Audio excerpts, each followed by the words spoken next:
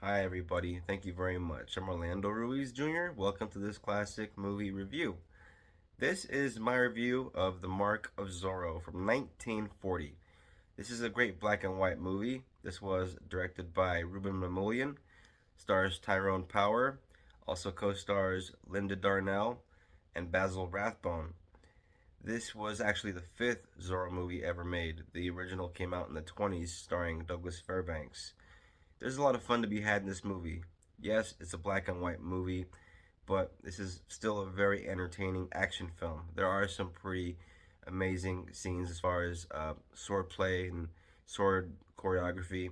There's some nice stunt work in there, and I really think that Tyrone Power does a very good job in the part.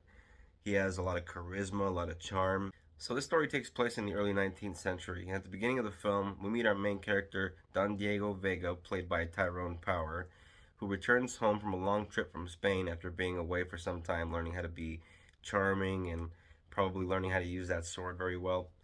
And he returns home to his family, back to California, Los Angeles, and he finds that his father, who was an important public official where he lived, has been removed from office by a crooked uh, politician. And Basil Rathbone is in this movie.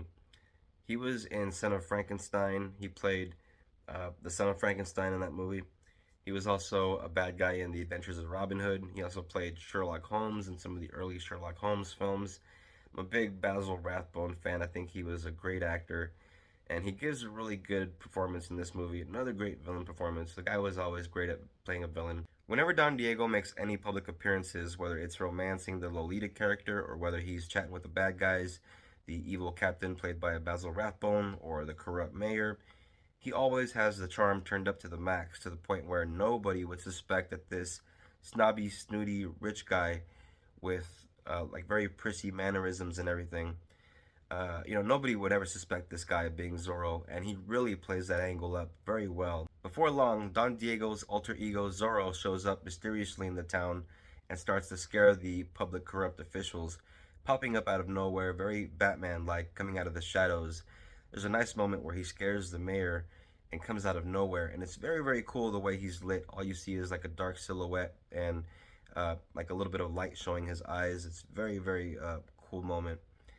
And there is some really great swordplay throughout this movie, to the point where I was very, very impressed in some of these scenes. The scenes of sword fighting between Basil Rathbone's character Captain Pasquale and Zorro are very, very fun to watch, because you can tell that both these actors actually know how to handle a sword. They must have rehearsed these scenes for hours and hours, because it really shows in the film the tremendous skill that these actors had. Many scenes from this movie were actually borrowed and updated in the 1998 Martin Campbell Zorro film starring Antonio Banderas. Like when Zorro's at the bad guy's place and he has to fight his way out, and then he disguises himself as like a priest and then comes into contact with the pretty young lady. That's all in here. We also get to see Don Diego not wearing the Zorro outfit and having this big elaborate fight scene with Captain Pasquale in the third act, which is very, very cool, because we can see that it's really him doing all the cool stuff with the sword. He has some very skillful and fancy footwork in those scenes. I think the pants that they wear might be a little too tight for my taste, but it was the early 19th century style, so they had to be kind of accurate with their costumes. So, it's the look they had, I guess. But yeah, not for me, that look. Those pants were definitely too tight. It's just cool to see real actors doing all this stuff for real, given that this is such an old movie. It adds a lot of entertainment value to these action scenes when you see the actual actors doing all the real sword fighting.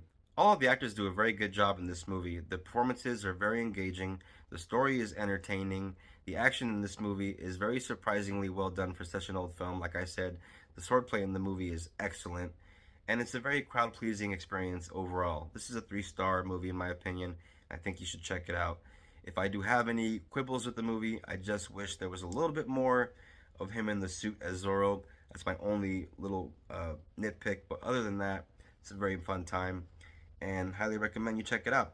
This is a movie that I think you can't find on streaming, but like I'm always saying, hard copies are out there, and this is my copy of the Mark of Zorro, as you can see, and that is uh, Tyrone Power there in the costume, looking very cool, holding that sword there on the cover. Yes, The Mark of Zorro. Thank you all very much for watching this classic movie review. I very much appreciate it. If you're into this kind of thing, if you're into classic movies, become a subscriber, hit that bell. And if you are a reoccurring viewer of the channel, thank you very much for your support. I very much appreciate it. And thanks for watching.